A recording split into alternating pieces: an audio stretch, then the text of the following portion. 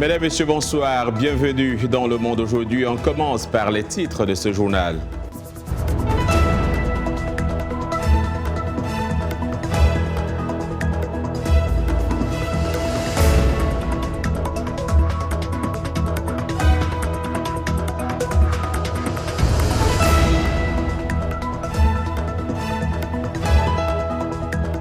La semaine a été bien remplie pour les démocrates au Congrès.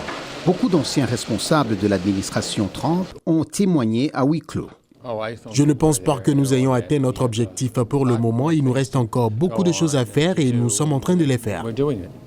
Une plainte d'un lanceur d'alerte accuse le président Trump d'avoir suspendu une aide américaine à l'Ukraine en échange d'une enquête sur son rival Joe Biden et son fils Hunter. C'est la raison pour la commission du renseignement de la Chambre d'exiger des informations supplémentaires que le pouvoir exécutif refuse de donner. Les arguments en faveur de l'obstruction au Congrès continuent de se développer. Le président Trump affirme qu'il ne va pas coopérer tant que les démocrates n'auront pas tenu un vote pour officialiser leur enquête. C'est un jeu pour saper l'autorité du Congrès, d'après les dirigeants démocrates. Nous ne sommes pas ici pour faire du bluff, nous sommes ici pour trouver la vérité, pour faire respecter la Constitution. Mais le président accuse Nancy Pelosi et les démocrates de faire un jeu politique. C'est juste complètement fou. Tout ce que vous avez à faire, c'est lire la transcription de l'appel. Lisez-le. C'est un cas simple et ouvert. Ils sont désespérés parce qu'ils savent qu'ils vont perdre l'élection. Les démocrates subissent des pressions pour organiser un vote avant la fin de l'année pour ne pas empiéter sur le début officiel de la campagne présidentielle en février prochain.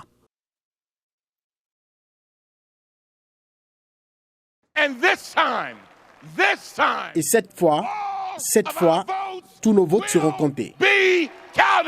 Il s'est battu pour Baltimore, sa ville, et pour les droits civiques. Elijah Cummings a siégé au Congrès depuis 1996.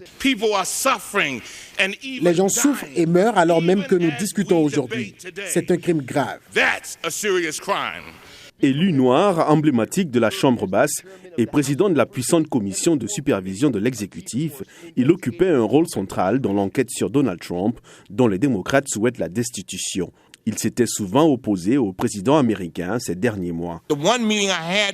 L'une des nombreuses choses que j'ai dites au président Trump est que le plus beau cadeau que vous et moi puissions offrir à nos enfants, Monsieur le Président, est de veiller à ce que nous leur donnions une démocratie intacte.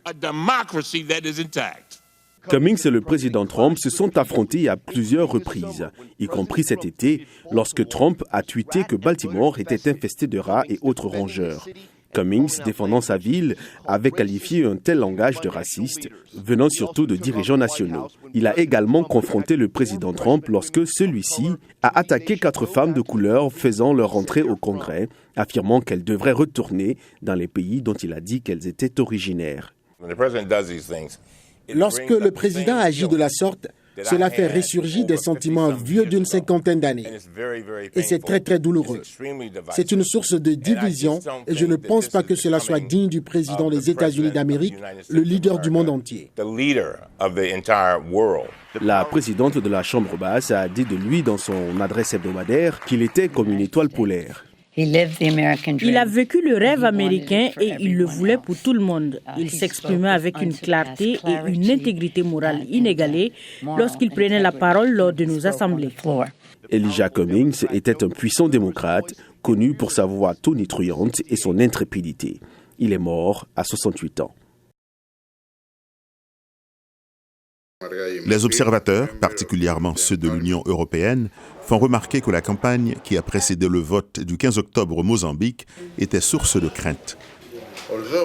Même si nous n'avons pas enregistré d'incident majeur le jour du vote, la phase de préparation était une fois de plus difficile. Les chances n'étaient pas égales partout et cela a provoqué des disputes.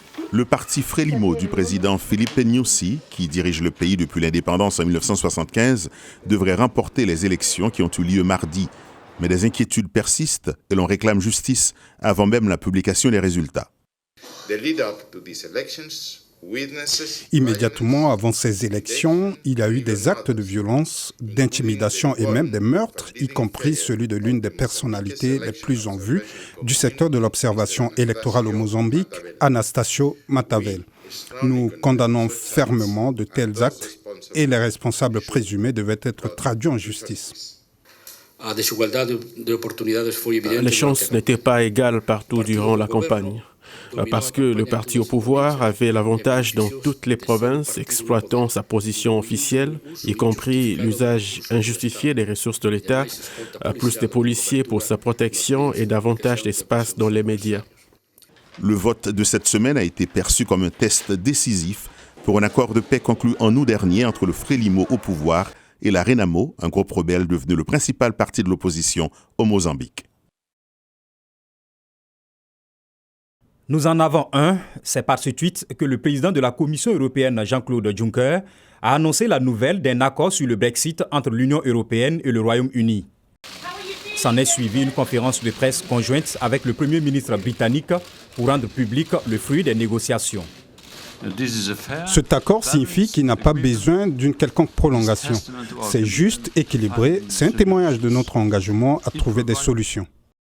Même son de cloche côté britannique, dont le Premier ministre a exhorté les députés à soutenir cet accord pour faire aboutir le Brexit le 31 octobre. Je pense que c'est un très bon accord à la fois pour l'UE et pour le Royaume-Uni. C'est un compromis raisonnable et équitable qui reflète le grand travail abattu par les deux parties. Le compromis trouvé permet à l'Irlande du Nord de rester dans le territoire douanier britannique. Il établit des règles douanières particulières pour les marchandises arrivant en Irlande du Nord, selon qu'elles sont destinées à y rester ou à passer dans le marché unique européen. L'accord prévoit aussi le consentement des autorités nord-irlandaises sur la poursuite de l'application de certaines règles de l'Union européenne dans leur territoire.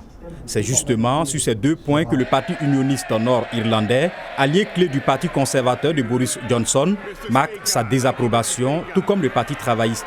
Dans l'état actuel des choses, nous ne pouvons pas soutenir cet accord et nous y opposerons au Parlement samedi. Le vote est prévu pour ce samedi. Si l'accord de retrait est adopté, il introduira une période de transition jusqu'à décembre 2020 pour un départ en douceur. Nous sommes jeudi et comme tous les jeudis, nous parlons santé et c'est avec notre collègue Mouamadou Oumfa. Bonsoir Mouamadou. Bonsoir John. Nous revenons ce soir sur le Fonds mondial de lutte contre le sida, la tuberculose et le paludisme. D'abord, c'est quoi ce fonds et pourquoi ces trois maladies?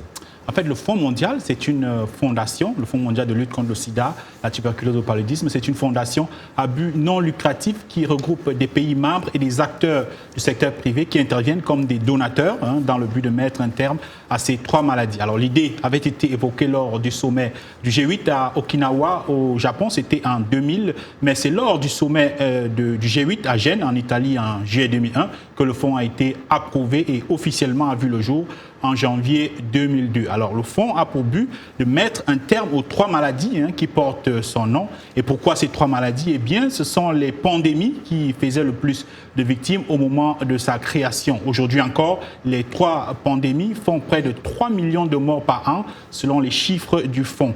Alors, en 2018, près de 38 millions de personnes vivaient avec le VIH-Sida. Et ces trois maladies constituent donc une menace pour la santé mondiale. La promesse du fonds et donc d'en finir avec les trois épidémies qu'elles occasionnent d'ici 2030. Et on espère que toute cette mobilisation va permettre d'y arriver. Alors, les 9 et 10 octobre dernier à Lyon, en France, le fonds a atteint son objectif de récolter 14 milliards de dollars. Dites-nous comment ça va se passer, comment bénéficier de ces fonds? Oui, précision importante. Il faut indiquer que les donateurs ne sont pas venus avec de l'argent frais. Ce sont des promesses de financement. Et ça se passe ainsi tous les 3 ans. La 5e conférence a eu lieu à Montréal en 2016. La conférence de Lyon de 2017 levait des fonds pour les années 2020, 2021 et 2022. Alors, plusieurs pays ont promis des fonds avec les États-Unis, qui sont le plus grand donateur et qui ont promis 4,6 milliards sur les 3 ans, soit environ 33% des 14 milliards qui sont attendus. Cependant, la somme allouée à chaque pays est pour l'essentiel fonction de deux choses, la charge de mobilité et ses capacités économiques. Alors l'Afrique est bénéficiaire de plus de la moitié des fonds. En tout cas, pour les 3 dernières années, 72% des décaissements ont été alloués à des projets de lutte contre les 3 maladies sur le continent. Alors pour vous donner une idée des projets, en 2018, par exemple, il y a eu 131 millions de moustiquaires distribués. Il y a 18,9 millions de personnes qui étaient sous traitement antirétroviral contre le VIH. 5,3 millions de personnes étaient traitées contre la tuberculose. Bien sûr, l'argent est décaissé pour les projets en Afrique, mais il faut bien préciser que c'est pour acheter des médicaments et autres intrants. Et donc, les firmes pharmaceutiques occidentales, généralement, ont intérêt à ce que ces fonds soient levés. Alors, la question, comment bénéficier de ces fonds? Si vous êtes une ONG et que vous avez des idées de projets, il faut vous rapprocher autour de ce qu'on appelle l'instance de coordination nationale du pays. Ce sont ces instances qui présentent les demandes de financement et c'est le conseil d'administration du Fonds mondial de lutte contre le sida, la tuberculose et le VIH et le paludisme qui approuve ces demandes de financement. Merci Mouamadou Oumfa pour toutes ces informations utiles et on se retrouve jeudi. Jeudi prochain.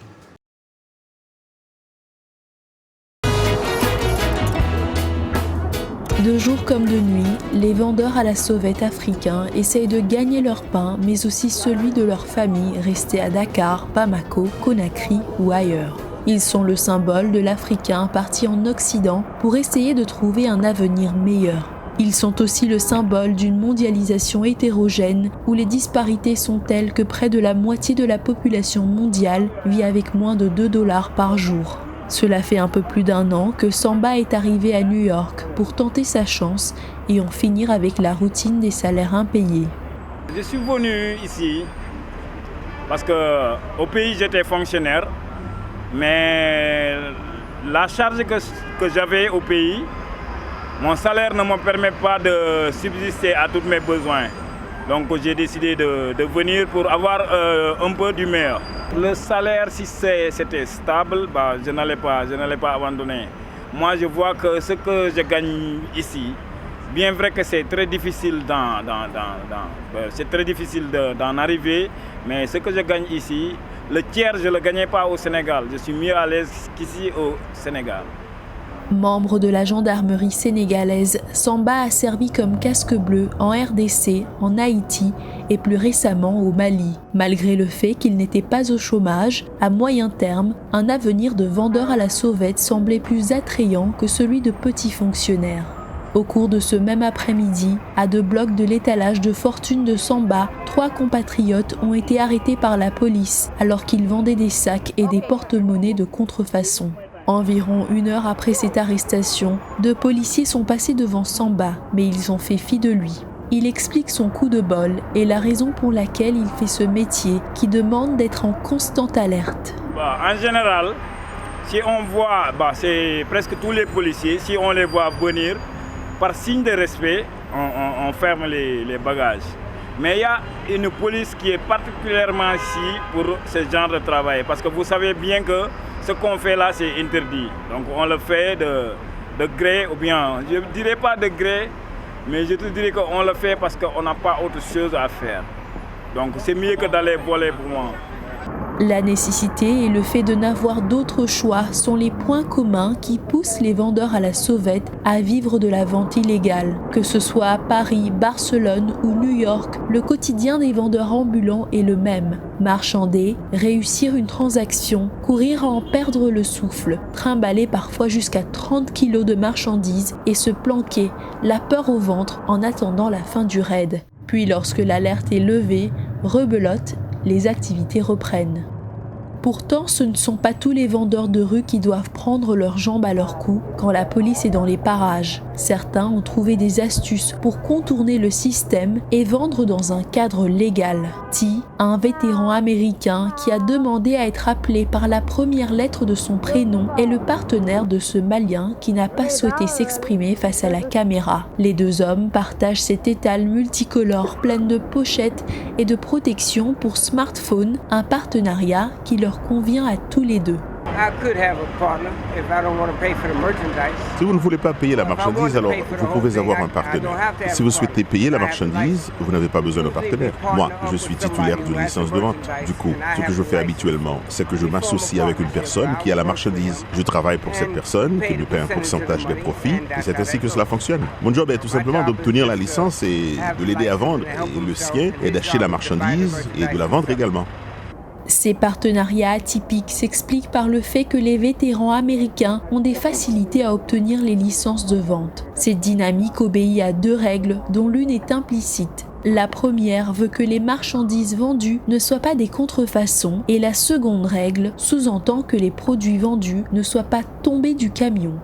Pour ceux qui, à l'instar de ce vendeur malien, n'ont pas eu la chance ou la possibilité de s'associer à un vétéran, ils n'ont d'autre choix que de faire comme Samba et de devoir tout embarquer dans une couverture dès que la police pointe son nez. Dili Diko, VOA, New York. Et bonsoir à tous. Effectivement, je vous parle de football pour commencer. Idrissa Gana Gueye s'est blessé et sera absent pendant 10 jours. Le milieu international sénégalais du Paris Saint-Germain souffre d'une contracture aux ischio-jambiers et manquera donc les 10 prochains jours d'entraînement. Gana Gueye, 30 ans, arrivé à Paris l'été dernier en provenance d'Everton, va donc manquer le voyage à Nice demain pour le compte de la 10e journée de Ligue 1 et le déplacement à Bruges mardi. En Ligue des Champions, le club parisien a déjà perdu lors de la trêve internationale sa superstar Neymar pour les 4 prochaines semaines. Gana Gueye, qui a disputé 8 matchs dans lesquels son club n'a jamais perdu ni encaissé le moindre but, pourrait aussi rater le Classico du championnat de France opposant le Paris Saint-Germain à l'Olympique de Marseille le 27 octobre à Paris. Et puis, Gianni Infantino tape du poing sur la table. Le président de la FIFA veut une interdiction mondiale de stade contre le racisme. Infantino a plaidé en faveur d'une interdiction mondiale de stade pour les spectateurs coupables d'actes racistes, 3 jours seulement après les incendies lors du match Bulgarie-Angleterre.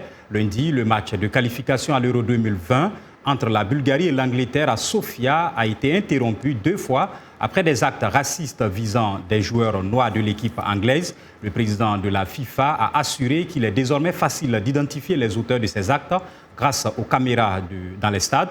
Ils doivent être arrêtés, expulsés des stades, ne plus être autorisés à y rentrer et des procédures judiciaires doivent être lancées contre eux, a affirmé Gianni Infantino. Et puis, cette triste nouvelle pour finir, John vous l'annonçait en titre, Patrick Day est mort. Le boxeur américain, victime d'un violent chaos samedi, est mort à 27 ans des suites de sa lésion cérébrale. C'est au 10e round que Patrick Day a subi son chaos à Chicago lors d'un combat des super welter contre son compatriote Charles Cowell. Sa tête a lourdement heurté le tapis. Ce combat marquait son retour sur un ring après une défaite en juin, sa 4e en 22 combats durant sa carrière professionnelle débutée en 2013. Day est le 3e boxeur professionnel à mourir des suites de blessures sur un ring cette année, après l'Argentin Hugo Santillan, décédé en juillet, 2 jours seulement après la mort du Russe Maxime Dadachev. Repose donc en paix, champion, et à vous, on se dit à demain. C'est la fin de ce journal. Merci à toute l'équipe qui l'a préparé et à vous de l'avoir suivi. Excellente soirée à toutes et à tous. Demain est un autre jour. Bonsoir.